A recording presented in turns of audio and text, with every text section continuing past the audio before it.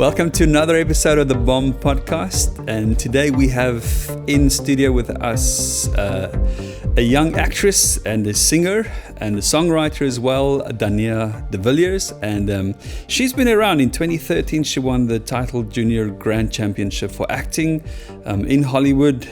From 2015 to 2018 she starred in the lead role in Mia, the White Lion. I hope I'm saying Mia, or is it Maya? No, it's Mia and the White Lion. It's Mia, that was your first international cinema experience. And then locally as well, South African television, Nullis en Niks Nie, some movies she played in Vaselinetjie, Meerkat, Maantuig, and Binnelanders. So, as I said, welcome to this episode with your hosts, myself, Lucas de Beer, and Helmut Meyer, and of course then Daniah. Thank you. Daniah, so before I ask my first question, I would just like to say the curious thing is the word Daniah means God is my judge, but we just had this curious conversation prior to the recording that if it's Daniah or Daniah, yes, and it has different meanings in Hebrew, which was just a very interesting awareness. Yeah. I feel like it's very hard to pronounce, like for a lot of people. People would go for Daniah, right? Most of the time. Yes, definitely. Yeah. But you are Daniah. Yes. We like that. Yes. So Daniah, tell us how you got into the world of movies and television. Wow. Okay. So it's been a really long journey. So I kind of started working in the film industry when I was 12. That's when I started with my first movie and stuff. But it all really started back in Jeffreys Bay, a small town where I grew up. So basically, my parents just wanted a way for me to express myself, and because they always told me to shut up in the house because it was extremely loud, so they wanted to find a way for me to express myself. So they sent me to a drama teacher, and that's kind of where my love for acting started. And then the drama teacher, she signed us in for this competition, and then we went abroad for the competition. We didn't think we were going to do well at all, like we just wanted to see. Which year was that? That was in 2013. Yeah, so I was 10. And that's so my sister and I, we did the competition in LA, Hollywood, and then we did very well, and that's where I decided, wow, I absolutely love this is what I want to do. And that's where my sister decided never in her life she wants to do this ever again. Okay. And so I just carried on after that, and then I got an agent, started with like adverts and stuff like that, and then went on to movies and stuff. So yeah, I'm very honored and privileged to have so many opportunities and an amazing support system as well.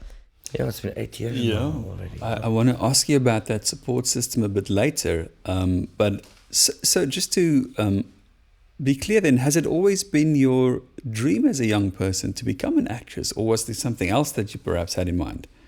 I don't think I ever thought of doing anything else. I think just because I loved it so much, and it was my food, it was my passion since I was very young. Actually, I always wanted to sing. I wanted to become a singer before I started acting, but then the acting just came first. And I feel like this year, and especially next year, is going to be the year that I'm really going to be focusing on my singing more now that I have the chance and the time. So, So I just want everyone that's listening and watching, you have to hear this girl sing. That's fantastic. Right. And we'll probably put a link somewhere. We'll stop the podcast here and just play the song. But we'll get to that. Absolutely. Yeah. So the Kevin Richardson, is it right? Yes. Foundation. Can you tell us a bit more about that and how you got involved? Sure, yeah. So I've known Kevin for a very long time. So I did a film called Mia and the White Lion, and for the film I grew up with the pride of lions, and Kevin was my mentor throughout these 3 years. And I absolutely fell in love with nature and animals. I've always loved nature and animals, but just being with the lions really, they completely stole my heart. And since then I got involved with the Kevin Richardson Foundation. So they do a lot of stuff, but their main aim is to get habitat and land for lions. And basically my role as a young ambassador is just to share that message wherever I go, which is of course the message of the film as well. And I love lions and forever will. Fabulous. Wow. Yeah. The movie itself, what did it mean for you and your career? Sure. So when I started the film, I really just wanted to be with the lions because I knew there wasn't going to be another film like this where I get the opportunity to grow up with lions for 3 years. I'd say it completely, changed my life. I didn't really think about the consequences of what it would be when the film came out, just because I wanted to be with the lions. The film was really just a bonus. So I was with the lions practically every day, almost every day. I'm spending hours with them, from feeding them, cleaning them. So I think when the film came out, I was so surprised to see how successful it was and how big it was, just because it was a bonus. I didn't even think about what it would become. So no, I was very happily surprised. Daniah, sorry. It's going to happen maybe again. It's fine. So as a creative, obviously you're a passionate person as well, just from observing you in the little bit that we've worked with you. But how important do you feel it is that you remain passionate as a creative? Sure. I love that question because I think it's important not to set limits for yourself. And also, when I feel like I've worked extremely hard and I've really pushed myself and I need to rest, it's really important to rest. I feel like because that's when the creative juices will start flowing once you're fully rested. And just the importance of that. I think knowing your limits as well. And remembering why you started. I think that's very important for me, especially because I've been working since I was 12, and sometimes it can get extremely stressful, extremely hectic and tense. And it's in times like that where I'm like, oh my gosh, like, why am I doing this? Like, what am I doing? Like, what is this even? Then I realize, like, wow, I remember why I started. And then I'm just thinking back of my original performances when I was young and just the pure love of the gift that I have. And, just celebrating that, I think, reminds me of why I do what I do. Yeah. So I remember when we first met you, I asked you a couple of questions about your schedule. Wow, that sounds really busy. So, and I know creative people are often criticized for being airy-fairy or head in the clouds, what helps you to keep focused and remain focused and to balance that kind of a schedule? Yeah, my mother, nothing else. I suck at planning. I'm really bad at planning. Like, it's really bad. It's quite scary. Is your mother quite a planner? No, she is. Someone has to plan because I started making arrangements yesterday and I double booked myself or something. And I am personally a bit all over the place because I feel like I'm a very in the moment person, which I feel isn't necessarily a bad thing, because I feel like that's what I do, especially when acting, you're in the moment. Yeah. But when it comes to planning, I feel like it's quite, it's not a great quality to have, but I'm working on it. No, but I think if you're a non-planner, there is also the element of you can easily adapt to changing circumstances. True. So yes, something I think Lucas and I can relate to. Well, of course we can. You learn to. It's a skill. Yeah, and I think there's truth in. It's maybe a bit off topic now, maybe not, but there's truth in the fact that creative people are really sometimes non-planners. They don't like the routine. They like to go with the flow and do things spontaneously. Yes, of course. I feel like that's where the best stuff comes from. And for that reason, we need planners around us. That's exactly why we need planners. Yes. Otherwise, there's lots of ideas and little output. Yeah. So to remain in flow, it's what we're really talking about. You remain in that flow zone. But they say a guy, I think it was Picasso, who went on painting and then he would just faint because what? Yeah, he forgot to eat. So he was like that might be me. So a non-planner that he didn't even plan. So it's a good thing, but we need structure as well. So I'm glad to hear that support then from your mum's side. Yeah, no, thank you, mama. Yeah. I feel like every non-planner artist needs a planner mum, right? Yes. Yeah. Mother's Day episode coming up. Yeah. Mother's Day alert. Yeah. Daniah, tell us a little bit about your music and the role that music plays in here in your life, moving from film. Sure. Oh, I'm so excited. Like, I am super excited to be releasing my single soon. And, music. I love music since I was very young. And I come from a very musical family. Both my parents sing and play various instruments. And I used to sing with my sister. Oh.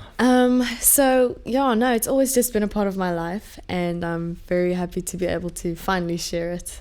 And share the dream. Yeah. How different does it feel for you, the difference between singing and acting? Is it a big world apart for you, or? I mean, in a way, it's both expression, and in a way, it's both like fulfilling a role. I feel like in the moment, even when you're singing a song, you're portraying emotions and portraying, something, whether it's the message of the song. And I feel like the same with film, the message of the film or whatever. Right. Yeah. But I feel like there's something different, having a live crowd, because I'm used to film, of course. So there's no crowd. No, except the crew. No. Yeah, it's a very different art form. Yeah, very different. There's touch points, but but so I can see you get excited about the music as well. Yes. No, absolutely. Now, here's a question. It's maybe a generational thing. So you're 18. We're both already past that. In our 40s. How different do you think young people from your generation consume music than perhaps our generation or your parents? I just actually also want to add to your question, because we're getting a good answer here. Is we recently wrote a song with you, and I mean you've written with some older people now, and we had to kind of come up with, it's both from a message point of view, but also from a stylistic point of view. Yes. And I feel like the song that we wrote, it has a bit of a mix because it has those classic, 80s synth sounds and stuff. So I feel like a lot of those sounds are kind of making a comeback now, which is kind of a new sound for our generation, but it's been there all along, kind of. Yeah, we experienced the throwback and the at the time, sorry, I'm interrupting you, but at the time when 80s music was our sound, we associated it with uncomplicatedness, but curiously, it's the same for your generation now. Yes. It's the freedom, it's the non-responsibility side of life. 80s music has that. Yeah, but for me as well, it's hard to compare the two generations, because I don't know what it was like in your generation, because I'm only used to. I think maybe it's more accessible, because I know you guys had tapes and we listen to our 80s music on Why vinyls. did I put that question in here? I feel old now. All right. Vinyls are making a comeback. Yes, it is. I want to get a you see, there we go. record player. That's what we need on the table here. Yes. Really is a record. We need a nice Rega. Yeah, vinyl. Yes. Yeah. That's right. We shall do that. We shall get it. Sponsorships are open. Hint, hint. Ding, ding. It's open. Yeah. So Danny, you've quite a following on social media. Now, we all know just the era that we live in with technology is a challenge. But how do you handle this social media world? And can you tell us something about the advantages, but also the challenges of being a social media figure? I think there are many advantages. I mean, it's an amazing platform to be able to share what you do, to be able to share, whether it's your art or your business or whatever. And of course, I believe you have a platform for a reason, and you can definitely influence people. So those are definitely the pros. For me personally, social media is very stressful because it's just extremely demanding. So I find it extremely stressful even just to scroll through a feed. But of course, on the other hand, it is also nice to stay in contact with friends and engage with other people. And I've actually met other artists as well from abroad, and we've connected and we've met here in South Africa. So it is an amazing platform as well. But of course, wasn't the dark flip side to the coin. Especially when it comes to like comparing yourself, I feel like social media, you compare your behind the scenes with other people's highlights. And because of course, I mean, I can say honest, I don't share my worst pictures on social media, definitely not. But I think just to keep that in mind, and I think then you'll be fine, hopefully. But I'm going to throw back to the question about, you being a non-planner. Do you have discipline in place to kind of make sure that social media don't take over your world, take over your life? Yes. No. I do have strict rules for myself when it comes to screen time and stuff, especially on social media. Because, Good. I feel like for anyone, the feed is never ending, and anything can consume you, at the end of the day. So, no, I definitely have my boundaries when it comes to social media, and like social media safety as well. But I feel like when it comes to the comparing side of things, I always tell myself when I'm going through Instagram feed or whatever, or seeing someone whose life looks perfect or whatever, I always tell myself to just try and appreciate the beauty of others without comparing it to your own, because it's hectic out there, guys. Yeah. Yeah. Can absolutely imagine. Yeah. Acting, singing, songwriting, music. Any other creative things that you love doing? I wish I could draw. I really wish I could draw, but no. I like writing. I really like writing. Oh, right. I probably one day would like to write a script or screenplay or to get into writing. Yes, So that's another dream of mine. Okay. Yeah. So, and the reason I'm asking, having to juggle all these creative kind of things in your life, and I know you said, all right, mom's there, she helps you, but do you have maybe practices that you engage in that helps you with your singing or your music or your acting or maybe writing, even if it's just for leisure, Yeah. I think, when it comes to the acting part, especially like after playing a hectic role and being very attached to the character, I think especially after a shoot, I usually take a week where I'm just like zombie and like just like detach and try to be as present as possible. Like every day when I get up, I really try to, but I should definitely do it more often. Try to be more present when I'm in my bed and not just thinking of everything that I have to do throughout the day, and just not just planning my day. Not that I plan much, but just being present, I think, really helps me to ground myself in a way. Yeah. Wow. All right. You're being present. Yes. Yeah. Yeah. So actually, we're gonna be close to landing this. I just want to touch the last thing on the song before we have a closing question.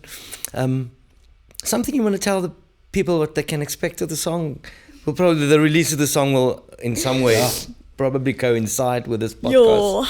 Honestly, I don't even know what genre the song is in. Neither do us. Neither do we. Neither do we. We don't know. I think it's really something different, and I feel like people can expect. It's really moving. For me personally, it's moving, and I just hope that people can share in that joy with it, and really breathe when they listen to it. That's my hope for the song. And yeah. And can we expect some more songs in the future? Oh, I'm not going to stop writing and singing, so definitely. Yeah. No, it's a massive talent that you have. Thank you. Don't stop, please. You must hear this voice. This is insane. Yeah, no, Thank we're you really so much. excited. Maybe there are people who maybe they're not young people, but they want to start out. Maybe they're afraid to engage in this creative journey in their lives. Or maybe they are young people like you. Anything that you might want to tell them, if they're hesitant, maybe they don't, I don't know, they're afraid to take a first step. Yeah. What would you kind of, want to tell them? Don't set limits for yourself and use every opportunity that you have.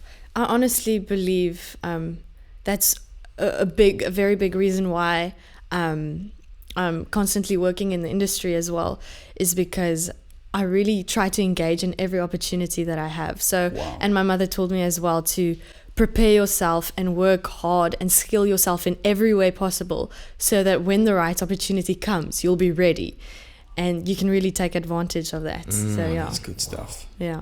This is amazing. Yeah. Daniah, this is it's a big privilege for us to speak to you. We know that you are stepping in, what's the expression? Trap groot spore in die land. You are that one. That one. You It know. was in French. Yeah, no, actually, Daniah is also very well known because of the film world in other countries. But thank you very much, and we, Lucas and I, were very excited to do this journey with you, Thank you guys so much. and to see what's gonna come of it. And thank you for joining us on the bomb. Thank you. No, it was fun chatting with We'll you guys. probably chat to you again Yes. sometime soon. Absolutely. Lekker. Fantastic. Yeah, thank you for your time. I really appreciate that. And if you enjoyed this podcast, Daniah's links will be down below as well. And if you like the video, please subscribe, like, share it with friends. And thank you for joining us today on the Bomb Podcast. We see you again next time. Thanks very much.